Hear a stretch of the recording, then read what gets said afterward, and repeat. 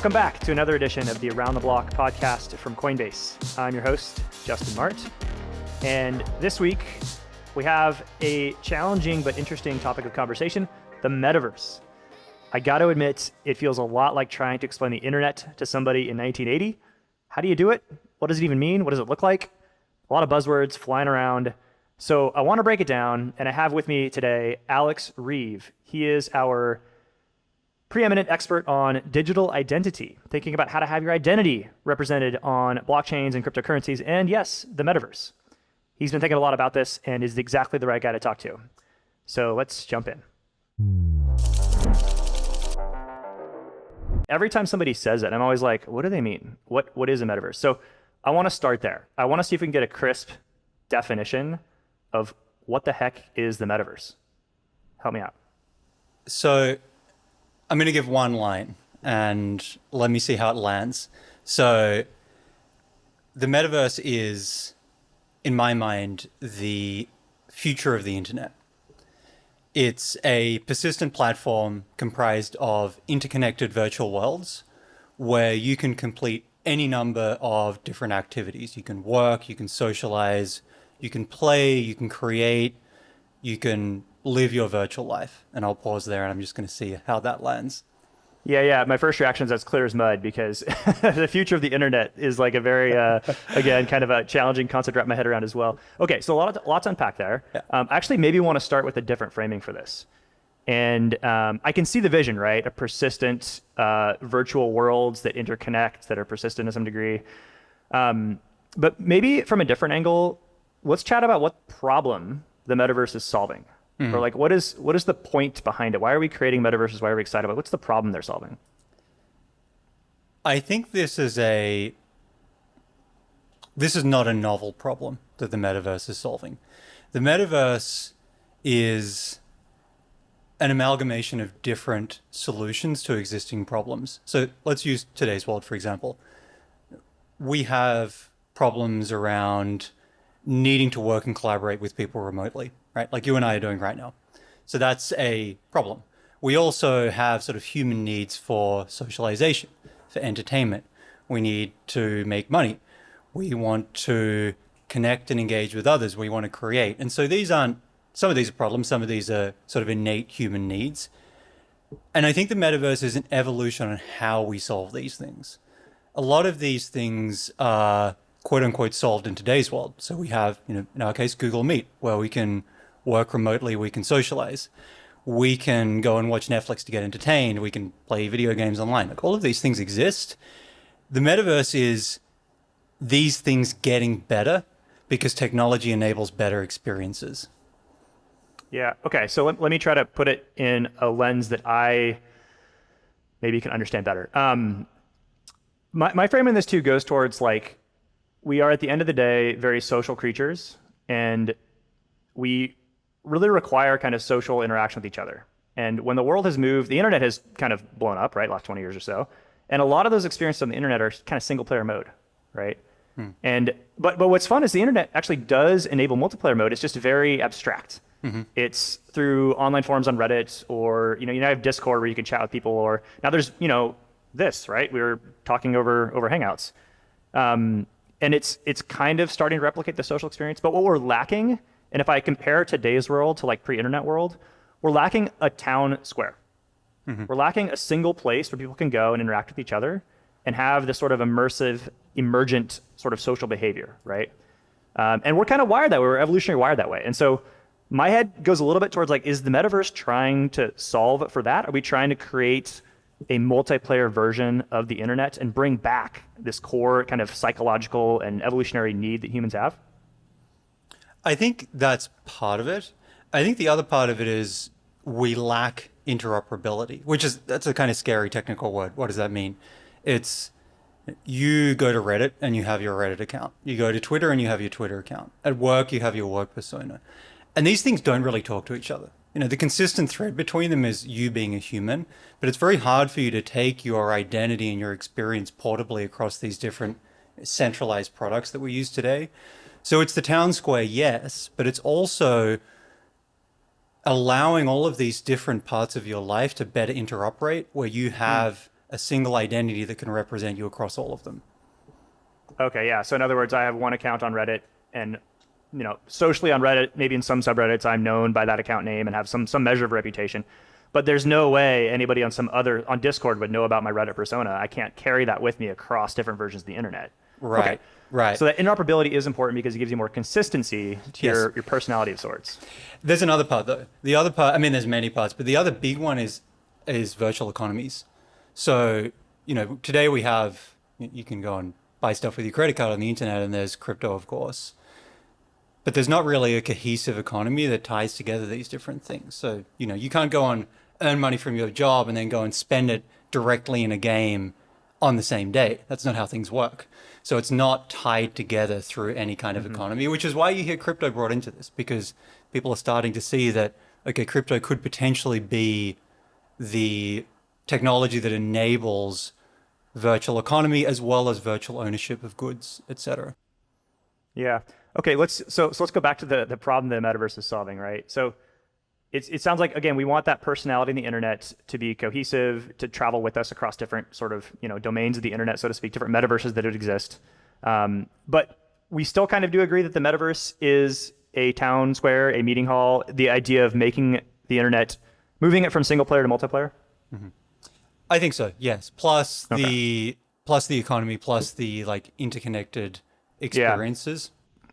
Maybe the next step here then is let's trace out how some people are defining the metaverse today, right? And again, I came into this going, man, my version of the metaverse, when I say metaverse in my head, I kind of had a nebulous concept in my mind. So can we trace out what types of metaverses people are building and how it might tie back in to the overall problem we're trying to solve? So in my mind, I think there's kind of three examples today. There's the virtual world. So you have Decentraland and Sandbox, for example. You have gaming, which is often, I think, confused for the metaverse. We can maybe talk a little bit about that later. And then there's, to your point, the sort of Meta, Facebook, Zuckerberg, virtual boardroom experience. And I think they're the sort of three emerging flavors, but none of them quite represent, in my opinion, what it'll eventually be, because they're all focused on a particular use case. Whereas the sort of broader concept of the metaverse is worlds where you can do any number of these different things through one identity, one set of economics, and you can navigate between it seamlessly. Yeah, okay. So you mentioned Decentraland and Sandbox. Mm-hmm. Maybe just give me the one-liner on what exactly those are and what they're building. Yeah, so they're essentially virtual worlds. So they're a very early version of, you can go and create a character, you can go and acquire virtual goods. They have in-game economies. They have activities you can do. So they have basic entertainment and games. They have social aspects. And so I think a lot of people that are listening to this have probably had some exposure to games like World of Warcraft. They're actually not too dissimilar to that, except they have less of a gaming focus and they're more of a social ownership of property and more of a virtual world focus than gaming specifically. And they're sort of two, I'm oversimplifying it, but they're sort of two slightly different flavors of the same concept of creating virtual worlds. Okay. And so we also have gaming metaverses you mentioned. Are there specific gaming metaverses out there? What are those? So I don't think it's per se that there are gaming metaverses. I think it's that people often connect gaming with the metaverse. But I think this is quite an important point because the gaming is not the metaverse. Gaming is an activity you can do within the metaverse. I think the reason people make this connection is because they're starting to see it become real. In games, you often do have, three-dimensional virtual worlds. You have characters. You interact with others. Some of them even have play-to-earn economies today. For example, Sandbox and Decentraland have economies that you can buy and sell, and you can even take that and convert it to fiat and take it to your bank account. So I don't think it is the gaming is the metaverse, but people can see it starting to come to life, which is why you hear that comparison. Let's fast forward 5-10 years, right? Let's say that we have these really immersive, interconnected experiences you could jump into. I'm curious, just give me the pitch for why people will congregate in these spaces. Is it just because, it's so hard now in person, or I can, hang out with my friend who's in Oregon versus, me being in Texas? What exactly is the hook to get people onto metaverses in the first place? People will be drawn to better experiences. And so if you let's say, for example, you're working remotely today. You can spend 8 hours a day on Google Meets, but if companies start creating virtual experiences that are more engaging, so perhaps it's, we both have a 3D character that represents us, people are going to be drawn to those better experiences over time. So I don't think there's necessarily one silver bullet that gets people here. It's that all of these different, socialization, playing, creating, working, they get incrementally better because they get layers of better user experience put on top of them. So they have, Zuckerberg's example of the virtual boardroom. And then you start to see gaming emerge with like real economic use cases. So people are drawn into these true virtual economies. And all of these things iterate over the next, I think Zuck said 5 to 10 years, which is probably right. They iterate and people just get drawn towards these better experiences over time. So there's not a slam dunk, in my opinion. Yeah, I guess I'm seeing why it's kind of a nebulous topic, because it's like we can grasp pieces of the elephant, Yes. to borrow Yes. the old fable here. But it's hard to have concrete examples. But maybe to summarize it, right, we know that the trend is moving more digital. The world is moving more connected on the internet. And we can see a world in which, we can't have more immersive experiences. We can have richer, more human-like experiences. And so that trend feels like, hey, it might just be an inevitability. And so let's build towards it now. Let's start defining it. Let's have companies like Facebook, now Meta, right, actually redefining themselves to be metaverse oriented because they see this trend occurring. Yeah. But maybe it's not a sense that we actually have very, very clear lines of sight to the exact experiences we will have, but we recognize that that's just the trend and emergent behavior will take over at some point. Right. And I think there's a really important word you said there, which is inevitability, which is one that I've sort of intentionally tried to avoid saying because it makes it sound like a buzzword. It's like, oh, metaverse is inevitable. It's like, okay, what does that even mean? But technology is a pretty relentless force. And so there's always entrepreneurs and companies out there that want to iterate and create better experiences and draw people in. And so it's not going to be one company that like does all of it. It's going to be this relentless forward momentum of creating more engaging, more interactive experiences, and people will just get drawn towards those over time. You reminded me of a saying that I love, this idea that innovative technologies have a way of becoming disruptive.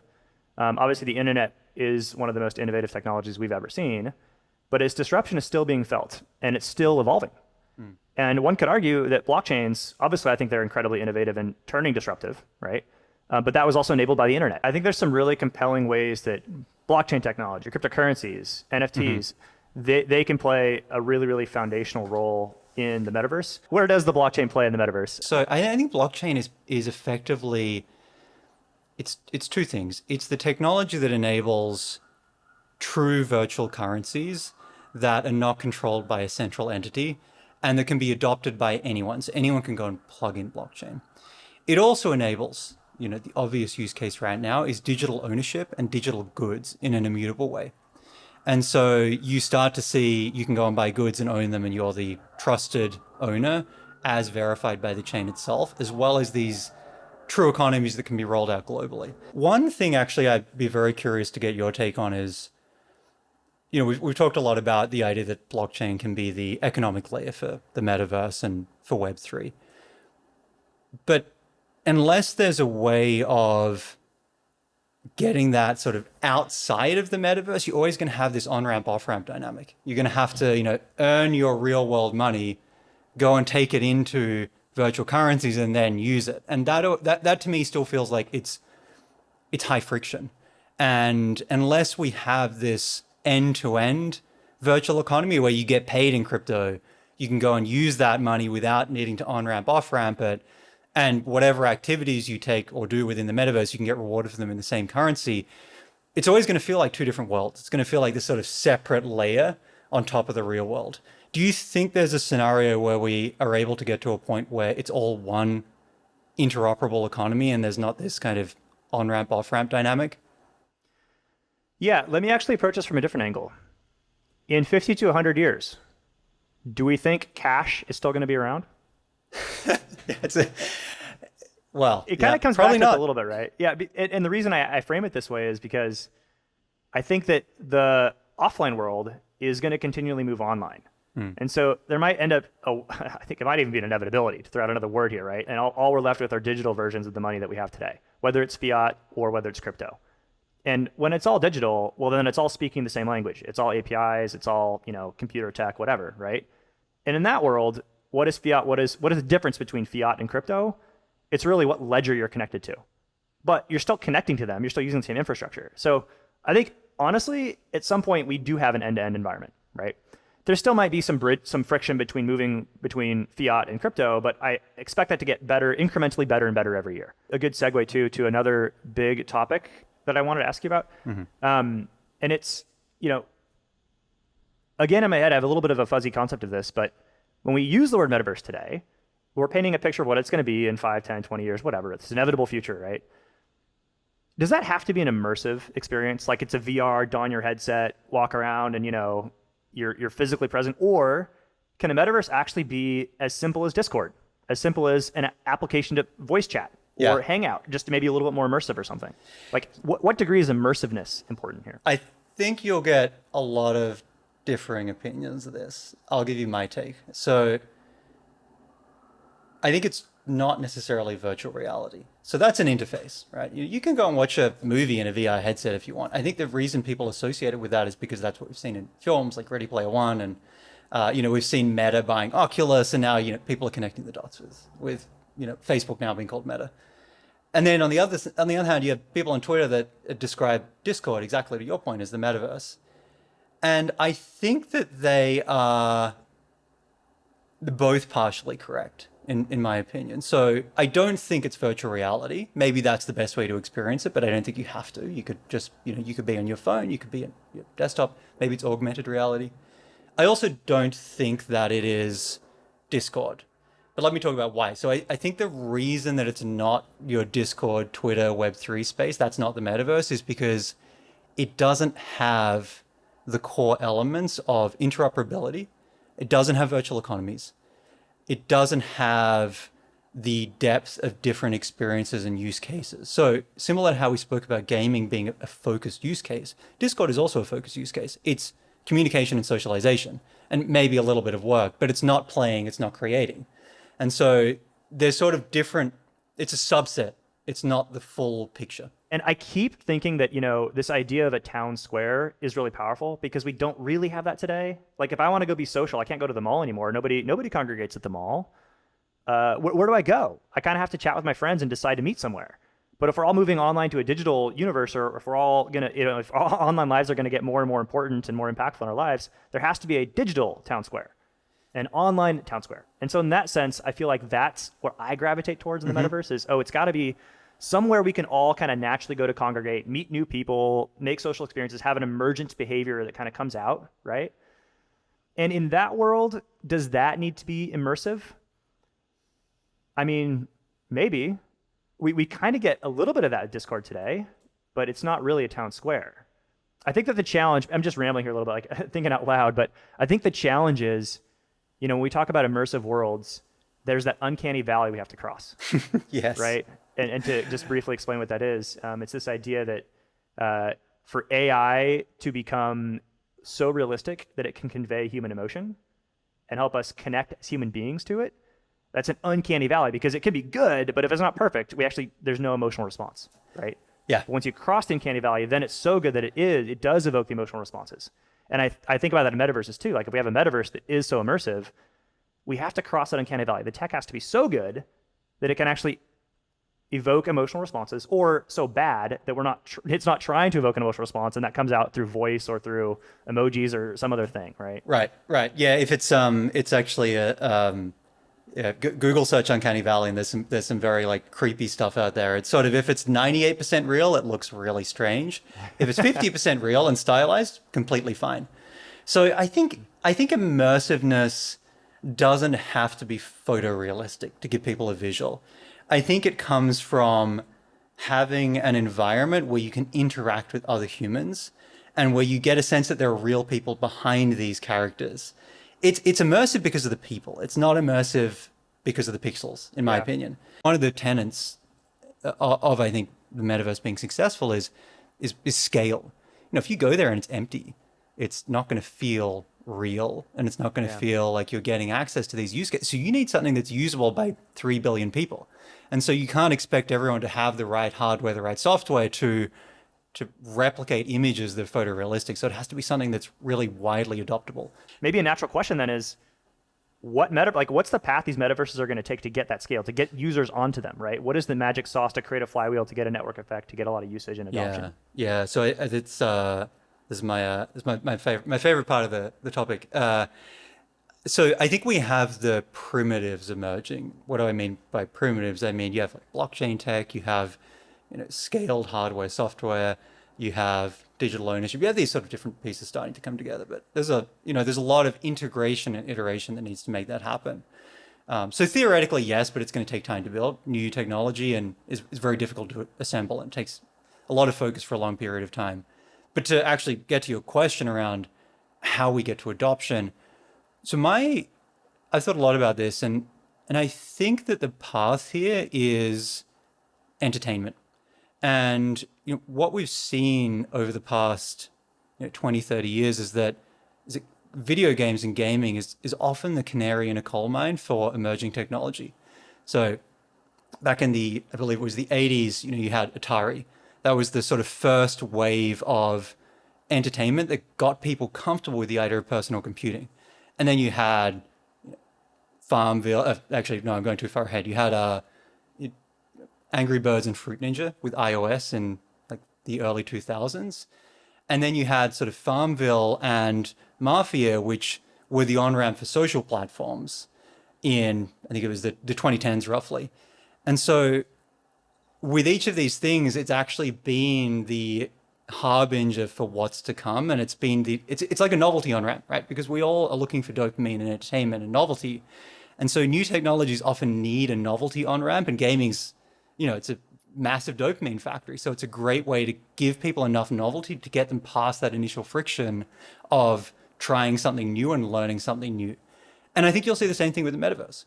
I think you'll see that there are going to be fantastic games over time that start to incorporate true play to earn. That's not a tech demo, it actually enhances the experience. And so the experience is front and center, and people will start to experience this technology, and they're going to get drawn into, I want to try this new shiny thing that everyone's talking about because it sounds fun, and they watch YouTube videos on it. And that's the gateway drug. That's what gets them comfortable with the idea of virtual economies, with virtual worlds. And then over time, things like work, socialization, creation start to come into the fold. So I'll pause there, but I think my general thinking is that we need the novelty on-ramp, the same as we have with almost any emerging technology over the past 20, 30 years. So if I frame it as more simple heuristics that can get people onto an ecosystem are the most important thing. Yes. It's not going to be going with all the bells and whistles and all the complex stuff right away. No, you just want a reason to get people on, which to your point ends up being entertainment's a great vector for that, right? Gaming is a great vector for that. Some novelty hook to get people into this world. And then we have all the Lego pieces to create this ecosystem that allows for emergent behavior, some unexpected sort of social behavior that just emerges as a consequence of people playing around with these little Lego bricks, right? Yeah. Exactly. And then when you get enough people in, it becomes more attractive for developers to go and build new games, new experiences. Yeah. Exactly. You get the flywheel. And so the critical mass is when these experiences start to be appealing in and of themselves. I mean, a lot of the hype around metaverse we've seen over the past year is it's speculation. It's people buying digital goods because they think the price is going to go up. And you look at Sandbox and Decentraland, the daily and monthly usage numbers are pretty low. I mean, Sandbox is, I think, 30,000 monthly active users, and Decentraland is 20,000 daily actives. Minecraft, I think late last year, was 141 million monthly actives. So they're not being used. They are speculative investments because they put the technology and the economics front and center, which isn't a bad thing. I mean, they're like really charting the path here. And so, they are leading the way for other people to build upon it. So it's not by any means to say that they're not doing a good job. It's that the experience has to become the forefront to bring in those, the 3 billion gamers in the world. And then it becomes an attractive flywheel for everyone to build upon. Yeah. And so the bet on Decentraland or Sandbox or any other sort of platform type metaverse, blockchain type metaverse, is that they are bringing the Lego bricks together. They're creating an ecosystem that has all the Lego bricks, has all the kindling, and maybe the thought is somebody at some point will come along and create that novelty that gets people onto the platform, and then suddenly the flywheel kicks in, and then that specific platform somehow accrues a lot of value, and owning land there actually is a big deal because there's a lot of eyeballs, right? Yeah. I mean, and to some extent, everything's a Ponzi scheme. So the people that are acquiring land and having great experiences, telling their friends about them, they're going to bring more people in. Those people are going to then be interested in buying land, and over time, you just get enough momentum that the flywheel is rapidly bringing in new people and new developers to build new experiences. Another question then. So, okay, we've got Minecraft, got a bunch of users. It's got a game, it's got a hook, it's got a novelty. What they're missing is maybe the Lego pieces that make it emergent, that let you take your Minecraft personality to other places. And so do you think Minecraft could become a metaverse by just adding in those elements? I mean, they're centralized today. Does it matter if they're actually like the corporation is centralized?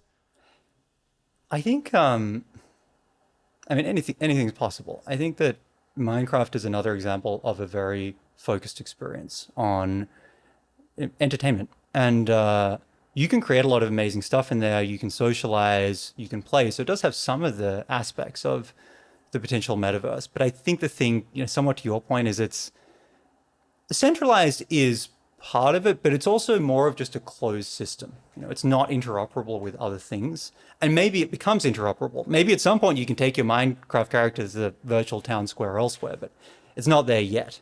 So it is, you can see the parallels, right? And so Roblox is another example. This one might be a little bit easy for people to grok, but for anyone that hasn't experienced it, Roblox is a gaming platform where there's many different games and worlds. You can go and create your account and you can access these different games and worlds. And so I actually think Roblox is a sort of microcosm of what an eventual metaverse could be, where you can go and access the platform and go and play any games and experience worlds that people have created. And there's a whole social element, there's virtual goods. I think there was a funny example where a Louis Vuitton handbag had sold for more in Roblox than it had in the real world. It was like $4,000 or something. And so, it's a very early example, but that's why you're hearing, I think Roblox described as a metaverse company, because it has a lot of these elements just at a much smaller scale. Well, that is an interesting effect there. Louis Vuitton handbag selling for more in Roblox than the real world. I'm trying to think, of course, it might just be speculative hype and people getting way too over their skis in this. But if I were to make a bull case scenario for this, a Louis Vuitton handbag only exists one place on Earth.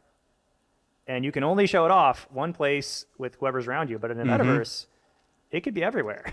Exactly. You actually have a much bigger audience to show it to. Again, this idea of marrying gaming with real world economies, living inside some sort of immersive digital world that could actually give rise to emergent behavior and then create something deeper. It actually reminds me, by the way, I want to take a step back here and explore two different things, because we're talking about gaming as a hook to get people into a metaverse, which would then provide them with social connectivity, emergent behavior. Your personality can live and transact and move, and this digital immersive world that it's probably an inevitable like reality at some point. But in my head, gaming is more of an escape, right? It's more of an idea of, hey, I'm going to escape the drudgery of my current world. Not that it's drudge at all, but this idea of, hey, I can escape. And then the metaverse as this idea of connected social behavior, which in my head almost has an idea of purpose, right? So gaming on one hand is escape, but the deeper point of metaverses might be purpose and connectivity. And so the hook is actually different than the end goal. And so I don't know. I mean, I'm just thinking out loud again here, but I agree with you that the hook probably is something around gaming because that does get people in the door. But it's really powerful when we finally get purpose involved, finally get real social connectivity involved, and can marry that together in a deep, immersive way and move from platform to platform. I don't know if that made any sense, but that's kind of how I'm grokking it in my head. It 100% makes sense. Yeah, and I think there's friction with getting on board with new technology. It's, maybe it's expensive, maybe it's confusing. And so, you chase that novelty, you get on board, you learn how to use it. And then through that, you realize, oh, there's all these other people playing it. Here are people that I can connect with and I can engage with and I can form relationships with. And then you get brought in by the community, which is often what happens. Often you'll start playing a game and, you'll end up socializing. These people will become real friends. And that's more of a draw than the gameplay. Now, that doesn't quite fit in with the purpose piece, but the purpose piece I think can emerge when there's enough critical mass of people in this ecosystem that there becomes economic incentives. So there becomes employment opportunities. Now, you're seeing a little bit of this in DAOs today, where people can go and work for DAOs. So when there's enough people, they'll find these economic opportunities. And then when there's economic opportunities, that itself creates another flywheel, because people can then be brought into this world, not just for novelty, but also for economic opportunity. So I think its order of operations is sort of novelty on-ramp, social connection, economic opportunities. And then we can almost just live our lives in a metaverse potentially at some point. Right. Yeah. Hopefully not Not full time, but yeah. there's a real world and or I guess what is it called? The meat space, and then there's the metaverse. Those lines are going to continue to be blurred, I think. Meat Yeah. space versus online. Yeah. Yeah. Any other topics we didn't hit on? I mean, I got to admit, like, I feel like I'm smarter coming out of this, and I have a better sense for what it is. But this might just be one of those topics where we just kind of have to wait and see what evolves, what comes, because it's already so challenging to talk about crypto, by the way. But crypto has a really concrete element to it. It's like, look, here's how a blockchain works. Yeah. Here's the primitives it enables. This to me feels a lot like, well, we have these cool Lego bricks. Let's see what happens. Yeah. I think the one other piece that we talked a little bit about sort of centralization and decentralization, and I think the elephant in the room for a lot of the more crypto native people today is, why is now called Meta? Why is Facebook building the metaverse? Why did they rebrand? And we don't want this thing to be centralized, is the general sentiment. So there's sort of this like big evil company perception. I don't think Facebook's evil, but I think that's a lot of what at least I'm seeing in the Web3 community. And I think there's a really critical point here, which is that new technology is really hard to build, and it takes a high degree of centralization for a long period of time. Almost every step function changing technology has required a lot of centralization and someone to take a big bet and push it forward. Even Ethereum was centralized to begin with. Solana is centralized today. And so I don't think that's necessarily a bad thing. I think you'll see waves of centralization and decentralization. So a big player will push it forward. I think this is an important one for people to embrace. They should make it open source so that other people can start building upon that platform.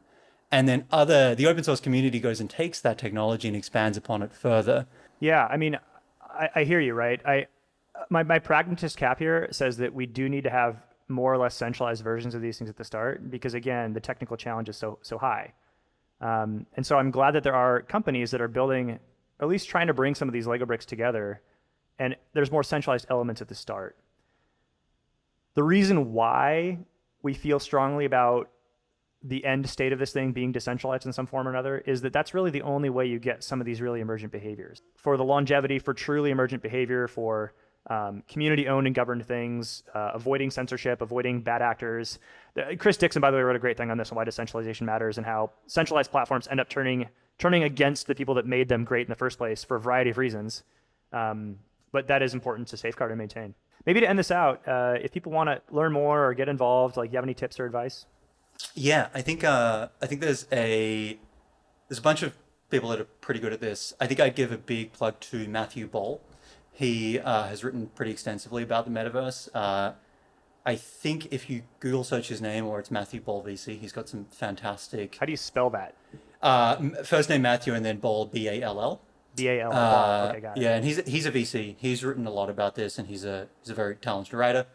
I think that's the big one. There's also, I would suggest absorbing some of the pop culture around this, because in some ways art influences the direction of life. So, Snow Crash, Ready Player One, like try and get a visual for how this thing feels.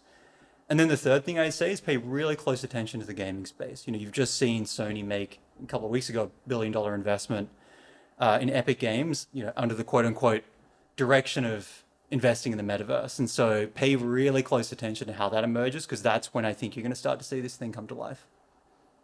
And as always, be prepared to be surprised. Yes. because Yes. it's probably not going to play out the way we think it Yes. will. And so Exactly. And go and try it. I mean, go and try these virtual worlds. Go and experience them. Go and try Decentraland, try Sandbox. And then tweet at Alex when you have questions. exactly. Yes. Yes. Thanks, Alex. This has been great. Thanks, Justin. Pleasure. Well, I can't wait to listen to this episode again 10, 20, 50 years from now and reminisce on how right or how wrong we were. It's going to be an interesting evolution moving forward. Be sure to listen and subscribe wherever you listen to your podcasts. And also, I'm really curious. Did we explain the metaverse? Are you still confused and curious? Tweet at me. I'm jmart_199 on Twitter. Leave some comments on YouTube. Reach out to us. And also check us out on the web. Coinbase.com/aroundtheblock. You will find long-form research on these topics and more, as well as past Around the Block podcast episodes. As always, catch you next week for more. Cheers. Today's conversation is for informational purposes only and does not constitute legal or investment advice. Actual results may vary materially from any forward-looking statements made and are subject to risks and uncertainties.